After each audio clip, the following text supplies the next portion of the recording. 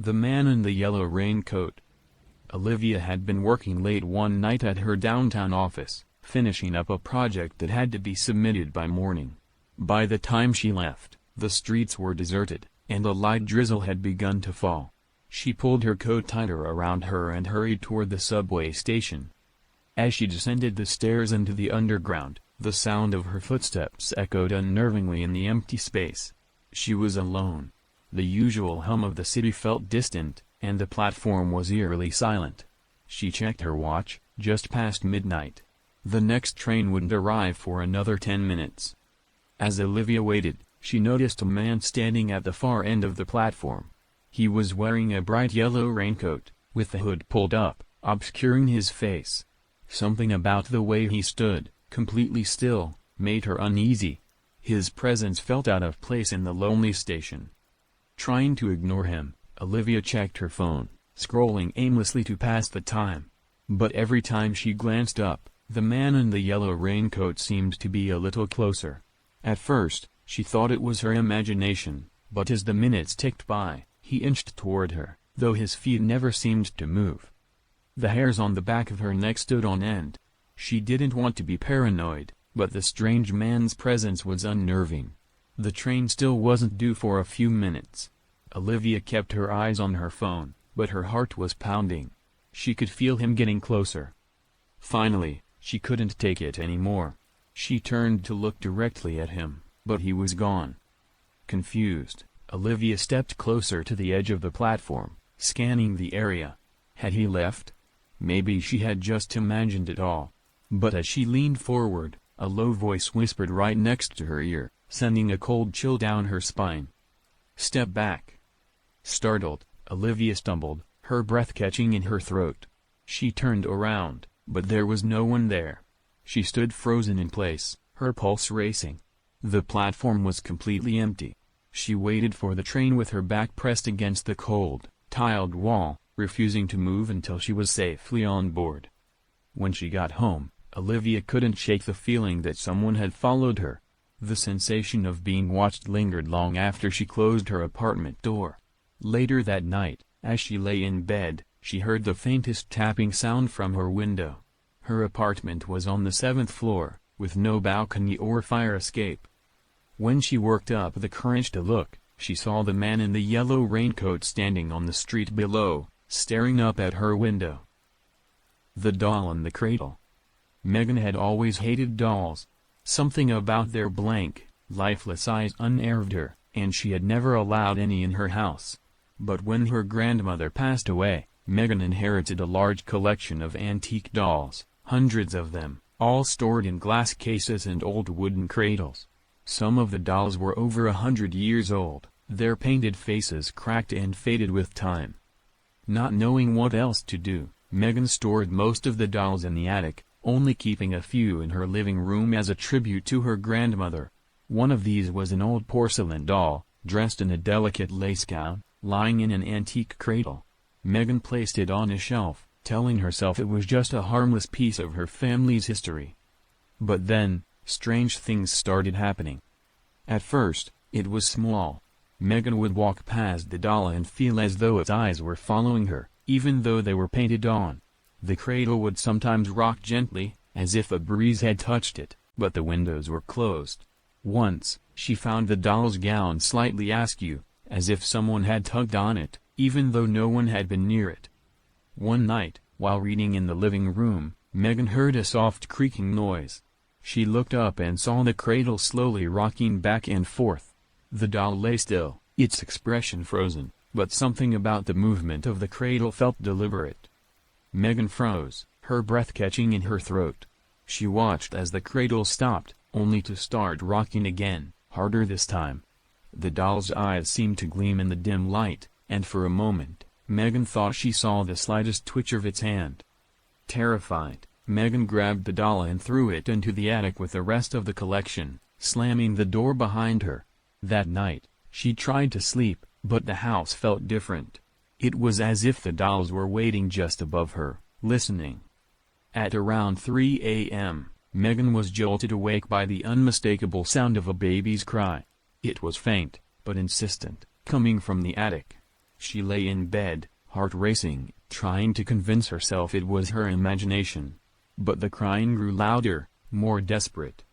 Gathering all her courage, Megan grabbed a flashlight and crept up to the attic door. The crying stopped the moment she touched the handle. When she opened the door, the attic was silent, except for the creak of the antique cradle. It was rocking again, back and forth, as the porcelain doll lay perfectly still in its place, smiling. The haunted photograph. Ethan was an avid collector of vintage photographs. He loved finding old, forgotten images in thrift stores and flea markets, piecing together the stories of the people captured in black and white moments. One day, while browsing an estate sale, he found a box of old family portraits from the 1920s, untouched for decades. One photo in particular stood out, a group of 5 people standing in front of an old farmhouse, their expressions eerily blank. The house in the background looked familiar, but Ethan couldn't place where he had seen it before. He bought the photograph, thinking it would make an interesting addition to his collection. That night, he placed it on his shelf and went to bed, satisfied with his new find. The next morning, something strange happened. The photograph had changed. The people in the photo were still standing in front of the house, but they had shifted slightly. One of the men had moved a step closer to the camera, his face a little more visible. His eyes seemed darker, more hollow. Ethan brushed it off as a trick of the light or his imagination, but the following day, the man had moved even closer. His face was now clear, and his eyes seemed to stare directly at Ethan. The rest of the people in the photograph remained in place, their expressions still unnervingly blank. Every day, the man in the photograph moved closer and closer. By the end of the week, he was no longer standing with the group. Instead, he was at the very edge of the photo, his face pressed up against the glass as if he were trying to break through. Frightened, Ethan took the photo down and hid it in a drawer. But that night, he heard a soft, shuffling sound from the living room. When he went to check, the photograph was back on the shelf, the man now completely gone from the image. Ethan stood frozen, staring at the empty space in the photograph where the man had once been. Then, behind him, a cold breath brushed the back of his neck. He wasn't in the picture anymore because he was standing right behind Ethan. The Whispering Woods. Katie had always loved hiking. The peaceful solitude of the woods was her escape from the noise of city life. One autumn afternoon, she decided to explore a new trail deep in the forest. It was off the beaten path, not marked on any maps, but that only made it more exciting. The trees were tall, their branches twisting like skeletal fingers toward the sky, and the fallen leaves crunched beneath her boots. After about an hour, she noticed something strange. The forest had become unnaturally quiet. No birds chirping, no rustling of animals, just the sound of her own footsteps. Then, she heard it. A whisper. At first, Katie thought it was the wind, but as she continued walking, the whispers grew louder, though she couldn't make out the words. They seemed to be coming from all around her, carried on the breeze. She stopped, listening intently, but the moment she paused, the whispers stopped too. Her heart quickened, but she brushed it off as her imagination. Continuing down the trail, she spotted something out of place, an old, weathered sign barely visible beneath the moss and vines. It had once been white, but time had left it cracked and faded. She brushed away some of the dirt and was able to make out a single word, "Stay." Chills crept down her spine. Katie turned to leave, but the moment she retraced her steps, the whispers began again, louder this time. They seemed to be calling her name. She froze in her tracks as the air grew colder, the once peaceful forest now feeling suffocating. Katie quickened her pace, trying to shake the eerie feeling, but the whispers followed her, growing more insistent. The trail that had been so clear earlier now seemed unfamiliar. No matter how far she walked, it felt like she wasn't getting any closer to the trailhead. The whispers turned to low voices, muttering in a language she didn't understand, but she knew one thing for sure: they were angry. They wanted her out. Panic set in as she ran, leaves and branches tearing at her clothes. The voices followed her, now louder, almost shouting. She could feel eyes on her, watching her from the trees. Finally, just as darkness began to creep through the woods, she spotted the parking lot through the trees. Katie burst into the open, gasping for breath. The voices stopped immediately. The woods behind her were once again silent, as if nothing had ever happened. Shaken, she jumped into her car and drove off, vowing never to return. That night, as she lay in bed trying to forget the whispers, her phone buzzed with a notification. A single message appeared on her screen, from an unknown number. "You didn't listen. Stay." The locked diary. When Clara's grandmother passed away, she inherited her old Victorian house, a house filled with dusty antiques, faded photographs, and countless memories. While sorting through her grandmother's belongings, Clara found an ornate, leather-bound diary tucked away in a locked drawer of her grandmother's writing desk. The key had been hidden beneath the floorboard, as if it were never meant to be found. Intrigued, Clara opened the diary. The first few pages were normal entries, written in elegant script, detailing her grandmother's daily life, her thoughts, dreams, and worries. But as Clara flipped through the pages, the writing changed. It became jagged, frantic, and the entries spoke of strange occurrences in the house. Unexplained noises at night, shadows moving on their own, whispers that echoed through the halls. Her grandmother had written that something evil had been trapped in the house, sealed away long before they had lived there. One entry stood out. It was dated 2 days before her grandmother's death. "I made a mistake. I unlocked the drawer. The whispers have returned. It's in the house again." That night, Clara had trouble sleeping. The house was old and creaky, she reminded herself, full of the usual sounds of settling wood and groaning pipes. But around midnight, she heard a distinct knock at her bedroom door. 3 soft knocks. Clara froze, listening. She lived alone. She tried to ignore it, telling herself it was just her imagination running wild after reading the diary. But the knocks came again, this time louder, more insistent. Slowly, she got out of bed and opened the door. The hallway was empty. But something had changed. The air felt heavier, colder, and she could faintly hear the sound of whispers, just like her grandmother had described. The sound was coming from the direction of the writing desk, where the diary now sat open on the page with the final entry. As Clara approached the desk, the whispers grew louder, turning into frantic muttering. The words weren't English, they sounded ancient, guttural, and wrong. Her hand trembled as she reached for the diary, intent on closing it. But before she could, the room grew icy cold, and the lamp beside her flickered violently. Suddenly, the pages of the diary began flipping on their own, faster and faster, as though something invisible was rifling through them. The whispers turned to shouting, but Clara couldn't understand any of it. In a panic, she slammed the diary shut, and the room fell silent. For the rest of the night, Clara sat awake, staring at the locked drawer, listening to the faint, persistent whispers that echoed from the darkness. She had unlocked something that was never meant to be freed. The strangers at the window. It was a rainy evening when Marcus first noticed the strangers. He lived in a quiet suburban neighborhood, where nothing much ever happened. His home was at the end of the street, surrounded by tall trees and thick bushes. It was secluded, which Marcus liked, until that night. As he sat in his living room, the soft patter of rain on the windows was soothing, lulling him into a sense of calm. But then he saw them, 2 figures standing at the edge of his yard, just beyond the reach of the streetlights. They were perfectly still, barely visible through the rain and mist, but their silhouettes were unmistakable. At first, Marcus thought they might be lost or confused. But they didn't move.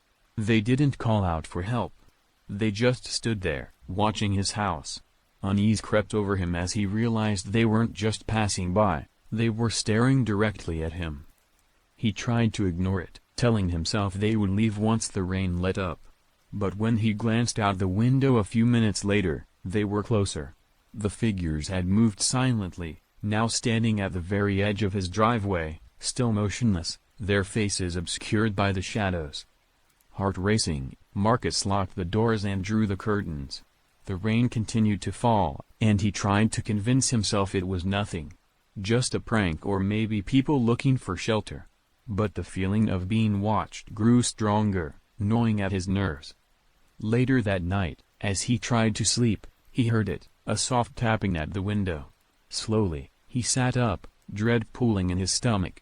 The tapping came again, light but persistent. Marcus crept to the window, his heart pounding in his chest. He pulled back the curtain just an inch and saw them. The strangers were standing right outside his bedroom window, faces pressed against the glass. Their eyes were wide and unblinking, their mouths stretched into eerie smiles. Rain trickled down their faces, but they didn't seem to care. Marcus jumped back, his breath coming in short gasps. He locked every door and window, but no matter where he went in the house, he could feel their eyes on him. He didn't dare look outside again. The tapping continued, all night long. When morning came, the strangers were gone. There were no footprints, no sign they had ever been there. But Marcus knew better. He had seen them, felt their cold, watching eyes. And he knew they would be back. The midnight crying. Tom had just moved into his new apartment, a cheap place in an old building downtown. The rent was low, and the location was convenient, so he didn't mind the age of the place. But from the first night, something was wrong. Around midnight, Tom heard crying. At first, he thought it was one of the neighbors, maybe someone was upset or having a hard time. The crying was soft, like a woman sobbing quietly to herself, but the sound seemed to come from all directions at once. It echoed through the walls, growing louder the longer he listened. He tried to ignore it, pulling the pillow over his head, but the sound was relentless. The next day, he asked the landlord if anyone else had complained about the noise. The landlord gave him a strange look and shook his head. "No one's lived in that building for years," he said. "You're the only tenant." Tom shrugged it off as a misunderstanding, but that night, the crying came again, louder this time. It was clearer now, unmistakably a woman's voice, and it seemed to be coming from just outside his apartment door. He approached the door cautiously, his heart pounding in his chest. When he opened it, the hallway was empty, the sobbing now distant, as if it had moved down the hall. Tom stepped out, following the sound, but no matter how far he went, the crying stayed just out of reach. When he finally gave up and returned to his apartment, he found the door wide open.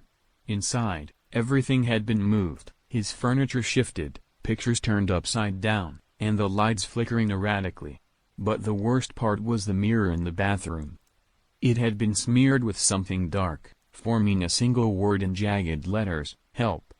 The crying never stopped after that.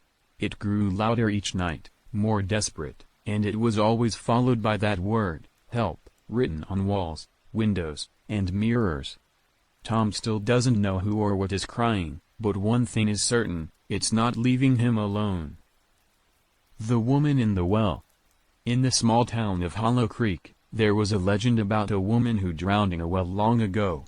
They said if you stood near the well at night, you could still hear her voice, calling for help. Most people avoided the place, dismissing it as just another ghost story. But for Isabel, it was more than that. Her grandmother had told her the story when she was a child, and something about it always lingered in the back of her mind. One summer evening, out of curiosity, Isabel decided to visit the well. It was hidden deep in the woods, overgrown with moss and weeds, and barely anyone remembered it was there. The air around the well was thick, heavy with humidity and something else, something darker. Isabel approached the edge cautiously, peering down into the darkness. The well was deep, the bottom lost in shadow. As she stood there, the wind picked up, carrying with it a faint whisper. "Help me." Isabel's breath caught in her throat. The voice was soft, almost too quiet to hear, but unmistakable. It was a woman's voice, pleading. The wind carried the words again. "Please, help me." Isabel stepped back, her heart pounding. The legend couldn't be true. It was just a story, meant to scare children. But the voice was so real, so desperate. She tried to ignore it, to turn away and leave, but something compelled her to stay. Without thinking, she grabbed a nearby rock and dropped it into the well. She waited, listening for the sound of it hitting the bottom. But there was nothing, just silence, followed by the voice again, louder this time. "You shouldn't have come." Isabel stumbled back, fear tightening in her chest. She turned to run, but the wind howled, and the voice rose to a scream, echoing through the trees, reverberating off the walls of the well. She ran as fast as she could, not stopping until she reached the safety of her home. But that night, as she lay in bed, she heard it again. A soft whisper, coming from the window, growing louder, more insistent.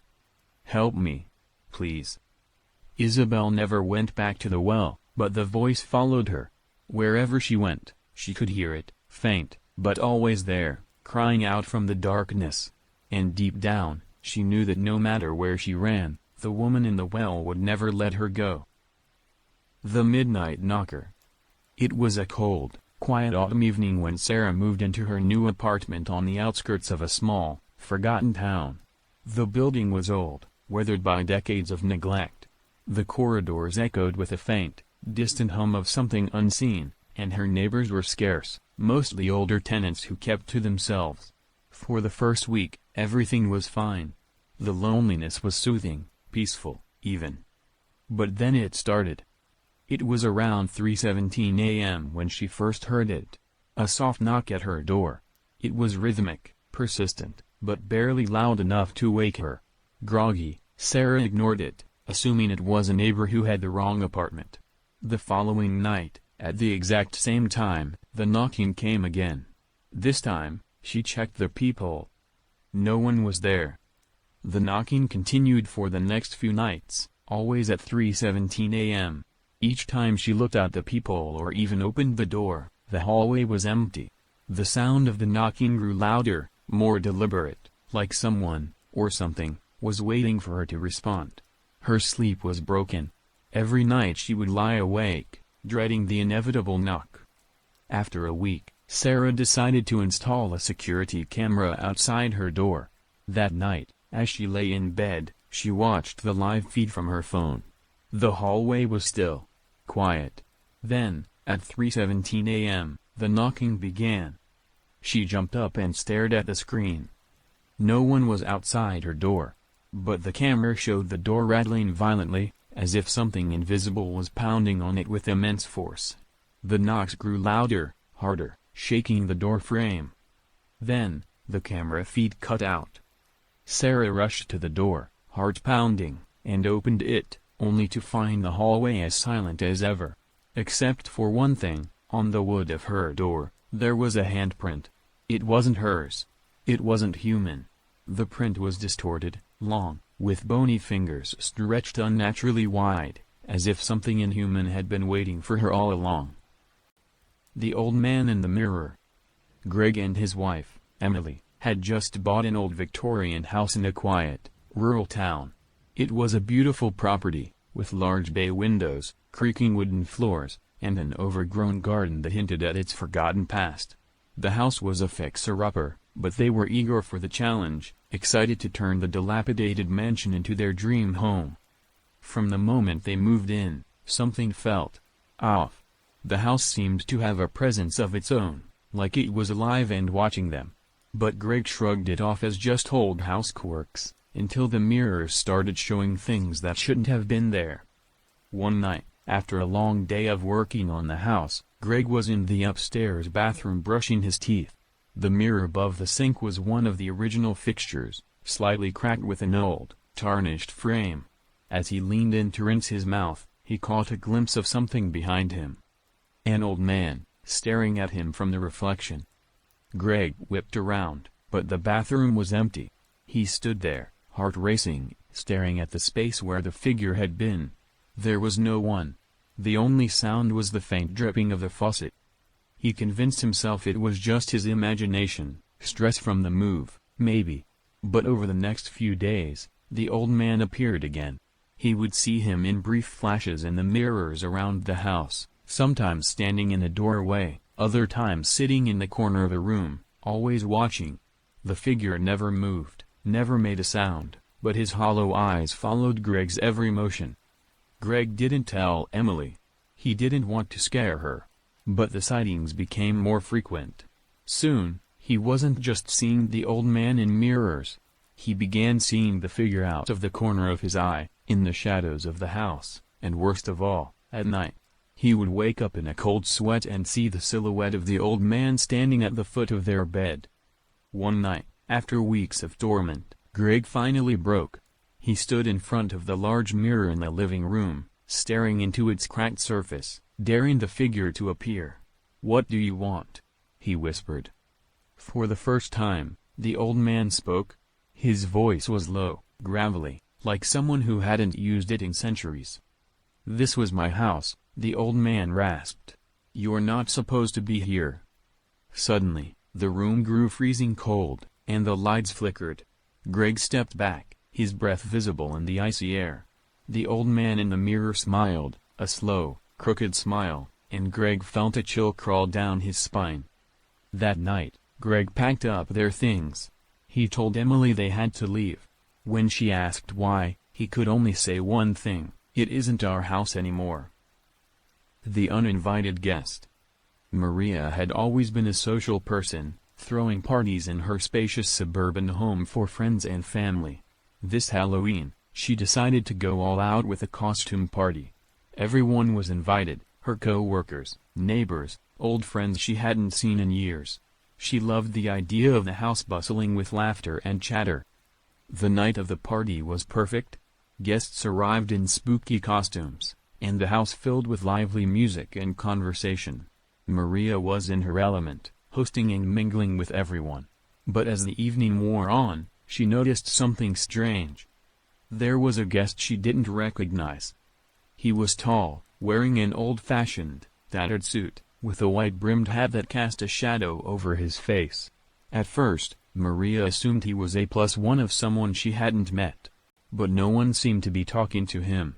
He just stood in the corner, watching, his face obscured by the brim of the hat. Curious, Maria approached him. "Hey, I don't think we've met. Whose guest are you?" The man slowly turned his head toward her, but said nothing. His face remained hidden in the shadow of his hat. Uneasy, Maria smiled politely and backed away, thinking maybe it was just a very committed costume. But as the night went on, she couldn't shake the feeling that something was wrong. Every time she glanced across the room, the man was standing in a different spot, always at the edge of the crowd, still watching. At one point, Maria asked her friend Lisa if she knew who he was. "What man?" Lisa asked, confused. "The guy in the corner, with the hat," Maria replied, pointing toward the spot where he had been standing just moments before. But he was gone. Later that night, after the guests had left and the house was quiet, Maria went upstairs to get ready for bed. As she passed the mirror in her hallway, she saw him, the man in the hat, standing right behind her. Her blood froze. She spun around, but there was no one there. Just an empty hallway, with a faint smell of something rotting. She ran back to the mirror, her heart racing, but the man was gone from the reflection too. For weeks after the party, Maria felt his presence, always just behind her, lurking in the shadows of her home. She never invited him, but it seemed like he never left. The shadows in the attic. Liam had always been a skeptic. Ghost stories were nothing more than entertainment, he told himself. When he inherited an old farmhouse from an estranged uncle, he saw it as an opportunity to renovate and sell it. The house was in a remote area, a little too isolated for comfort, but the land was valuable. The first few days were spent cleaning and assessing the repairs it needed. The house had its quirks: creaking floors, drafty windows, and a strange musty smell in certain rooms, but nothing out of the ordinary for a house that hadn't been lived in for years. However, there was one thing Liam couldn't shake, the feeling that he wasn't alone. It started with noises in the attic. Soft footsteps, like someone pacing back and forth late at night. Liam figured it was just an animal, maybe a raccoon or a squirrel, so he ignored it. But the footsteps grew louder each night, almost deliberate, as if someone was trying to get his attention. On the fourth night, the sound of pacing was accompanied by something else, A faint whispering, too low to understand. Liam finally grabbed a flashlight and decided to investigate. The stairs leading to the attic groaned under his weight, and the air grew colder the higher he climbed. When he reached the attic door, he hesitated. The whispering had stopped, replaced by an unsettling silence. He opened the door slowly. The attic was pitch black except for the narrow beam of his flashlight. Dust floated in the air, illuminated by the light, but otherwise, the space was empty. Just as he turned to leave, something caught his eye, a dark shape, crouching in the far corner. It wasn't a shadow cast by his light, it was something darker, denser, with glowing red eyes peering back at him. Frozen in place, Liam felt a sudden pressure in his chest, like something was pushing down on him, making it hard to breathe.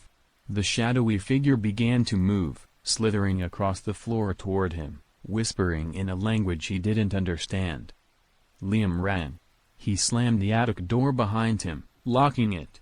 But the footsteps continued that night, pacing just above his bedroom. The whispering never stopped. In the weeks that followed, the shadows from the attic found their way downstairs. Liam would catch glimpses of them out of the corner of his eye, lurking in the corners of rooms, just beyond the reach of the light. No matter how hard he tried to ignore them, they always watched, always whispered. Finally, after enduring months of torment, Liam called a contractor to fix the attic door, hoping to seal it off for good. When the contractor opened the door to inspect it, he turned to Liam, pale-faced. "There's no floor in the attic," he said. "Just bare beams. No one could have walked up here." Liam packed his bags and left that night. The house was never sold, and no one ever moved in again. The silent passenger. Ava had always been a careful driver, especially when driving alone late at night. The road that led from her small town to the next was a long stretch of highway that wound through thick woods, and it had a reputation for being dangerous, more because of accidents than anything else. But this night, the road seemed unusually quiet. It was close to midnight when Ava saw the figure standing by the side of the road. He was dressed in a dark coat, hood pulled up to obscure his face. He wasn't hitchhiking or signaling for help, just standing there as if he were waiting for something. Ava's instinct told her to keep driving, so she did. As she passed him, she couldn't help but glance at her rear-view mirror. To her horror, the man was now sitting in the back seat of her car. Her heart raced, her knuckles white on the steering wheel. How had he gotten in? She hadn't stopped, the doors had been locked. The man didn't move or make a sound, just sat there, watching her through the mirror with an unsettling stillness. Ava's mind raced as she tried to figure out what to do. The highway was deserted, not a car in sight. Her phone was out of reach in her bag, and even if she could grab it, she wasn't sure who she could call. She didn't dare turn around to confront the man. Somehow, that seemed even more terrifying. As the miles stretched on, Ava felt the weight of his presence behind her grow heavier. Every few minutes, she'd glance in the mirror, and each time the figure seemed closer, like he was inching forward without moving. Suddenly, he whispered, "You shouldn't have stopped." Ava slammed on the brakes, her heart pounding. But when she turned around, the backseat was empty. The man was gone. Shaking, Ava pulled over to the side of the road, trying to catch her breath. She checked the car, the back seat, even outside along the roadside. There was no sign of the man. She sat there for a moment, trying to convince herself it had been her imagination. But as she pulled back onto the road, the last words he whispered echoed in her mind. "You shouldn't have stopped." But she hadn't. Had she? The watcher at the window. Growing up, Chloe lived in a house that overlooked a large, abandoned field. The field had once been farmland, but over the years it had become overgrown, with weeds and trees reclaiming the land. The house itself was old and creaky, full of strange noises that Chloe had learned to ignore. But there was one thing she couldn't ignore, the figure that watched her from the field. It started when she was around 12. She would look out her bedroom window at night and see him, a tall man standing in the middle of the field, staring up at her window. He was always too far away to make out any details, just a dark silhouette against the moonlit grass. At first, Chloe thought it was just her imagination, or maybe a trick of the light. But every night, he was there, always in the same spot, always watching. She told her parents, but they dismissed it, saying it was just a shadow or maybe a tree that looked like a person. But Chloe knew better. The figure moved. Slowly, over the course of weeks, he crept closer to the house. Each night, he was a few feet nearer, until he was standing just at the edge of the backyard, his features still hidden in the shadows. One night, Chloe mustered up the courage to tell him to go away. She opened her window and shouted into the darkness, her voice trembling. But the figure didn't move. He just stood there, silent and still. The next morning, when Chloe woke up, there were footprints in the dew on the grass. They led from the field to her window, stopping just beneath where she had been standing. The figure had been closer than she thought. Terrified, Chloe begged her parents to call the police. They came, searched the area, but found nothing. There were no signs of anyone around, no more footprints. For a while, the figure seemed to disappear. Weeks passed without a sighting, and Chloe started to feel safe again. Until one night, when she was lying in bed, she heard a soft tapping at her window. Heart pounding, she slowly turned over, and there he was. The figure, standing right outside, his face inches from the glass, pale and grinning. Chloe screamed, but when her parents came running, the man was gone. The window, however, had been left open just a crack. The Forgotten Room. When James and his wife, Lily, bought the old Victorian mansion, they were captivated by its charm. The house was a historical gem, ornate woodwork, stained glass windows, and high, arched ceilings. They knew it would need some renovations, but the place felt like home the moment they stepped inside. The previous owners had warned them of creaky floors, drafts, and the usual quirks of an old house, but they never mentioned the room. While exploring the house on their first night, they discovered a small, narrow door hidden behind a dusty bookshelf in the library. The door looked ancient, with peeling paint and rusted hinges. Oddly, it wasn't on the floor plan they had received. James, intrigued by the mystery, pulled the bookshelf aside and opened the door.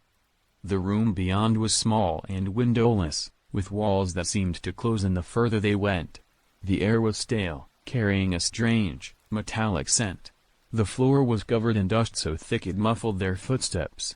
In the center of the room was an old wooden chair, placed directly beneath a rusted hook hanging from the ceiling. The walls were scratched and gouged as if someone had clawed at them. Lily felt a chill run down her spine. "Let's get out of here," she whispered. James agreed, feeling unnerved for the first time. They left the room, pushing the bookshelf back into place, and tried to forget about it. But that night, strange things started happening. They heard faint whispers echoing through the halls, voices too low to understand. Objects began to move on their own, chairs would be slightly out of place, doors that were closed would creak open, and their bedroom light flickered randomly. The worst part was the dreams. Every night, both James and Lily dreamt of the Forgotten Room. In their dreams, they stood inside the small space, unable to leave. The door would slam shut, and the whispers would grow louder, but the source of the voices was never clear. One night, James woke to find the bed empty. Lily was gone. Panicking, he searched the house, calling her name. His voice echoed through the empty halls, but there was no response. His heart pounded as he reached the library. The bookshelf had been moved. The door to the Forgotten Room was wide open. With a growing sense of dread, James stepped inside. The room was exactly as it had been, except now the hook on the ceiling was swaying slightly, as if someone had just been there.